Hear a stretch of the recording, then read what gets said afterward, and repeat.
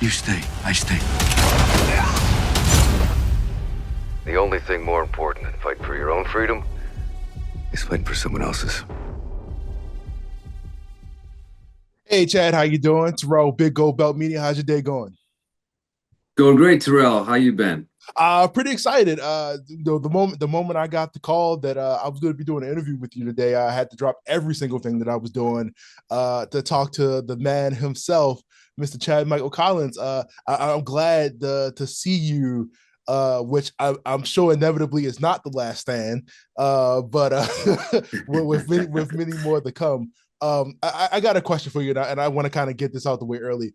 Is it, and I say this jokingly, is it okay to say thank you for your service and in terms of like for everything that you've done for the last 6 or 7 movies? Is it okay to give you that salute within the realm of this? Oh my gosh, I'm very much a very pretend player, soldier. I'm very much a pretend soldier. Having met with and worked with so many real ones, I couldn't possibly hold a candle. So I Absolutely, appreciate I understand. I understand. no film and TV making me look the part because I don't You're have doing a very great much to job. offer outside of that. You're doing a great job. Thank you. I want to start this off by asking you, one, working with a new director, Miss Danishka. Am I saying that right? Danishka. Hmm. Danishka, yeah. Versus Oliver Thompson coming into this new movie, for Sniper: The Last Stand. What was some of the differences that you felt between those two directors from when you filmed that one to now? Yeah, Oliver Thompson created a really fun little kind of trilogy within our universe, and Sniper Grit, Rogue Mission. Then, of course, he kicked it off with Assassin's End. He directed those last two. Gave us an opportunity to lean into some more really interesting stylistic stuff. A little bit more of the comedy than we're used to have. They gave us a lot more rope with that. I had a blast making those movies with him. He's such a smart guy and such a great writer. He gave us some great characters, Lady Death and Intelligence Pete, and everybody else too. So with Danishka, we're switching gears, and it's definitely a much more tactical, much more technical, much more high body count, heavy action, gunfights, fisticuffs, etc. Here, it's gritty realism, and really returning to kind of some of the old sniper roots, Right. but also taking it to 11, as Spinal Tap says. Just turning it up to 11 on this one. The speakers are definitely blown out on this one. Yeah, Um, yeah. I want to say this too. This is kind of a phrase that I've been coining when I do this kind of genre of movies. I've kind of renamed the genre the Call of Duty man movies, because Yeah. that's what it feels like when I watch this. Like when you get these, the military guy that's on his last thing or whatever. Would you define yourself as the ultimate Call of Duty man? Like, out of, because I mean, not only do you live and breathe this through voice, but you breathe this through actual in your acting job as well. Do you feel like you are, not to say typecast, but like do you more so embrace this? Because I know people they want to shy away from it, and they want to, like, oh, I want to get into, I'm an actor, I want to do this. Do you feel like you really embrace this, or do you feel like you sometimes you kind of want to get away from playing this role?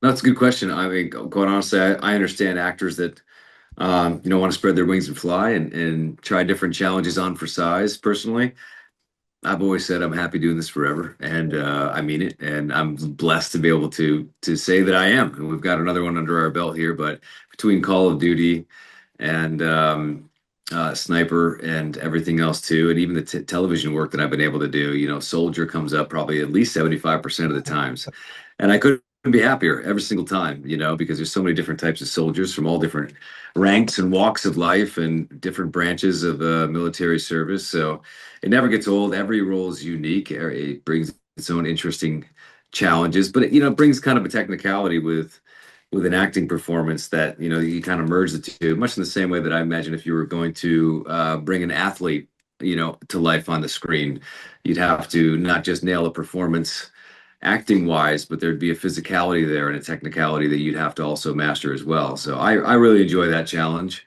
and I think that that's a lot of fun. It's a little bit harder to fake the Yeah. soldier stuff, the action stuff, the fighter stuff. You can get exposed real quick if you're not prepared and loving what you're doing. It's definitely glad to hear that you actually love your job and you enjoy what you do, regardless of what the role is. I mean, obviously, you would have not gotten to 6 or 7 of these movies. It wasn't if it wasn't for the fans. I mean, you were completely self-aware of that. You're not one of those actors like, oh, they show up for me. No, like you're aware. Like if it wasn't for the fans, you would not be on the last stand right now. And I definitely appreciate the energy and the attitude because you can see that you're having fun in the movie. You could definitely Yeah, feel it, and the movie feels fun, and I love how it just keeps rolling. Like, it's no time to think about, hey, what happened to that guy? You know what I mean? The movie just keeps right. going in this movie. And Sniper the Last Stand, I don't want to say relegated, but you're kind of moved to more of a teaching role here. Where Mm. almost kind of feels like you're passing the torch, like, oh, is this possibly if a Chad? You know what I mean? Like, how'd you feel kind of, I don't want to say feeling like, almost kind of like a side character, but kind of just showing the new guy the ropes in this movie. Yeah. Yeah, it's a fun wrinkle that we get to explore in the Last Stand. Not only does Brandon kind of get elevated to more of a leadership status as situations kind of unfold in the movie, but he's also asked, expected, demanded to train a young, very green, inexperienced sniper, which is kind of the first time he's ever had an opportunity to teach people perhaps what he wasn't taught, when he was coming up through learning the way of the rifle and the long gun. So it was cool. It was a really fun dynamic to play, with a young and experienced soldier, and you've got kind of a hardened veteran like Brandon Beckett. And how does that dynamic work? How exactly do you test them? How do you get them mentally prepared for, taking a life? How do you justify doing that, even if you're taking down evil? So it was really, really fun, because it's one thing to go through that as an actor and explore that process for your character, but then to teach it, in a performance, how do you go about impressing that upon someone else who's innocent in the way that you used to be? So it's cool. We explore a lot of different dynamics in this particular movie, while also dropping a lot of hostiles. There's Yeah, definitely a lot of action, like a lot of action in this one, and we had a blast doing it. man, I love that you have created this pocket universe of where you have created this family of characters. You now have this Sniper Marvel universe where, like, it's if you see that trailer, if you seen, like, they got a new one coming out. Like, at some point I'm expecting there to be like an Endgame Sniper movie where, like, everybody that either passed, killed, or alive has come back in some way to just come back all at once. And I can't wait for that to come out. We're um not Kevin Bacon yet, but we've got a lot of 6 degrees going on. You can almost start a game. It'd be a short game, but we've been around a while. one of the things I have noticed about this series of movies too is that you guys have gotten some big stars to big people to come into this that I would think normally, like, would probably say, no, I'm not going to do this. Last movie you had Dennis Haysbert in this. Now you Yeah. got Yeah. you got Arnold Vosloo in this. I was like, man, they everybody's just happy to hop on board. Everybody's having fun. That's the best part about it that I've noticed. Like, everybody doesn't seem like, oh, like I said before, these movies are fun. Like, you know what I mean? This is something you turn on, Yep. you watch with the family. We get to see you every single time. I'm glad that you picked up the role as Brandon and have made these movies fun. But like I said, it's just cool to see, like, people that you normally wouldn't see jump into this military, style of movie, even though Dennis has played like 50 presidents at this point. So I'm Right. like, yeah. What was Yeah, your no, we're I've been blessed since the beginning, man. For me as an actor, especially a young actor, when I started doing these sniper movies coming up, it's like there's no greater blessing than to be around veteran actors, because they've been around the block, they know the business, they've earned their awards and their trinkets and their trophies, and they're incredibly talented and have stood the test of time and have long storied careers. Working with Tom Berenger, working with Billy Zane, working with Dennis Haysbert. I've always tried to be a sponge, yeah. watch what they do, watch how they work, pick their brains for advice, and just listen to their stories. There's so much you can learn from that. So it's been a real blessing. But yeah, we've got Arnold Vosloo in this one, who everybody knows him from The Mummy, and Yeah. work in a lot of other programs and TV shows and films that he's done. So he provides a really cool character for us in Sniper: The Last Stand. With you said as a young actor, like you don't look the same age from the first one. You were like 10, 20 years ago. Like you have not I, aged.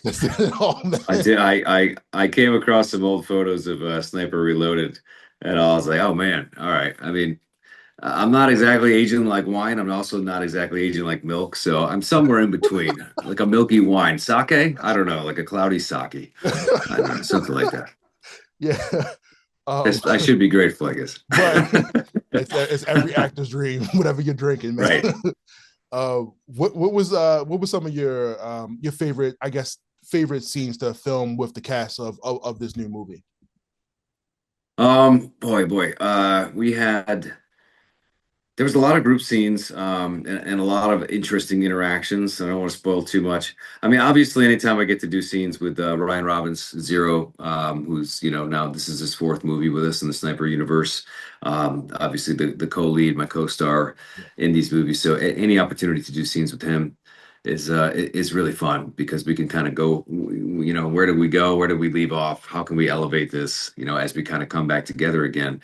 But my scenes are always my favorite thing to watch when the movie's finished and I finally get to see it for the first time is how do the action scenes come out. I love watching Ryan Robbins fights as Agent Zero. I love seeing some of our new cast that joined us for this particular film. They had some particularly awesome fights choreographed, so I love to watch how those come out. And of course the Brandon fights as well, just to see how it looks with the final finished version. So, the action stuff's always my favorite things to watch on the back end because there's so much time and energy goes into those, and I know that the audiences will get the kick out of those things the most. I always wonder, like as an actor, like, do you guys actually go back and like watch your work? Because I know some people are like so completely separated, like, nah, I can't. Like, I did Yeah. a thing. I'm moving away from it. I don't want to think on it too much. But again, you're having fun with the movie. Like you said, you enjoy the action scenes and how it all plays out because it's not just you, but it's a component of people putting all this together to make it look better than how it appeared when you Mhm. did it. So, like I said, Yeah. definitely self-aware once again that you actually watch your own movies. So, Well, I watch it in a very different way than I suppose most people watch it because for me it feels like walk through memory lane. It's really like a video journal, and it just refreshes my memory of all the wonderful cast, all the wonderful crew, our director, the writer, the things that happen on set that day. So every single scene that you see on the screen is kind of just jogs your memory to the special people, the special places that made it all come together so beautifully. So. That's why I love to watch these things. As an actor, it's like, you don't like to watch yourself too much because you always have the hindsight and wishing you did that better or did this different and whatever. So I'm not really paying attention to that stuff as much when I watch the movie, but really just in an appreciation and an awe for the people that I worked with that made it all come together. yeah. Chad, you were saying earlier that you were you're a big comic guy. You're into comics. Was there anything coming out comic wise that you were looking forward to, whether it be movie or actual print? Man, oh man, I mean, I grew up in the 80s and 90s, a huge comic guy. Obviously, I dabble in Dink and Dunk here and there. I gotta be honest, the new Daredevil trailer looks fantastic. Oh I'm yeah, really glad they're oh bringing yeah. that series back. Love Daredevil as a character, and I really enjoyed that series. And I love John Bernthal doing the Punisher as well. I'm a huge Punisher fan. My all-time favorite comic character as the Punisher. So I'm really excited to see what they do with the next iteration of Daredevil here. I'm excited for Blind Batman. Yeah, it's going to be good. Yeah, Blind Batman, very good. That's true, very um, true. of I don't know how much on the distribution side of this you are, or now that you are further into this movie, because if I try to look up all the credits and stuff like that too, how much, like, usually when people get into these a little bit longer, you picking up executive producer credits, you start doing a little bit more directing on the side. Have you done anything behind the camera that I might have missed that so far on the series? Uh, no, not entitled, man. I signed up as an actor, and I'm lucky to play the lead in this franchise and take that with a high degree of responsibility. But we've been doing it for so long that there's a lot of trust. So in terms of if I got to work with the writer to retool some dialogue, everybody's very, very cool and open and collaborative. The directors have always been that way as well, which I'm really grateful for. I just think that everybody's trying to make the best scene, which makes the best movie. And that's kind of how we've always approached this and try to make each movie that we do better, better, and better. So no, nothing official in title in terms of producing, certainly not director and certainly not writer, but on the day and when we film these things, there is such a great spirit of collaboration and a trust that kind of comes with doing this 8 times, and people looking to me to um, is this correct? Do you think this would be accurate? Should we take this in this direction? Sort of stuff, which I really appreciate, and is a lot of fun. We have a lot of fun together, and the collaboration is fantastic with all the creatives that we're blessed to have on these. In the world of media, I don't think there's too many franchises where you can say, man, we're on the eighth, the ninth thing where they haven't recast it at this point. You know what I mean? Right. There's not too many franchises like that. When Fast and the Furious, whatever going forward, like Yeah. once they get to that, I'm pretty sure Vin Diesel's not gonna be doing that anymore in the next 10, 20 years. Right. But I I'm don't pretty know. You never know with Vin Diesel. We'll see. We'll see. he's gonna play a teacher role. Last question, we get in on this one. As far as I'd be crazy not to throw a Call of Duty question in this, but in terms of like your fans of Brandon Beckett and your fans of Alex, who do you think you get the recognition for the most? Oh, that's a tough one. Yeah, I mean the Call of Duty community is so alive and well online. Mm-hmm. The sniper audience is varied and very international. So I would probably have to say Call of Duty slightly edges out just in terms of like what I've experienced, online, which is where we all kind of exist and come together to play the most these days. But yeah, I don't know. It's right there at about 50-50. And I love these characters. They're very similar characters, referencing Alex Echo 3-1 from the Call of Duty Modern Warfare franchise, which I've also been blessed to play. He's got a lot of similarities to Brandon Beckett from our sniper movies, and Yeah. I think it's really cool because I've always experienced over the last number of years that Call of Duty fans who appreciated Alex being introduced into that universe and be able to play as Alex, they got curious about the sniper movies and became a fan of them, and sniper fans got curious about Call of Duty and what's this Alex fella all about, and started playing Call of Duty. So it's been really cool, man. It's been fun to watch the crossover, so to speak. Have you snuck into a chat and just started doing your voice, and people would like just kind of say, hey, is that Alex? Like, who the I'm playing with the actual character.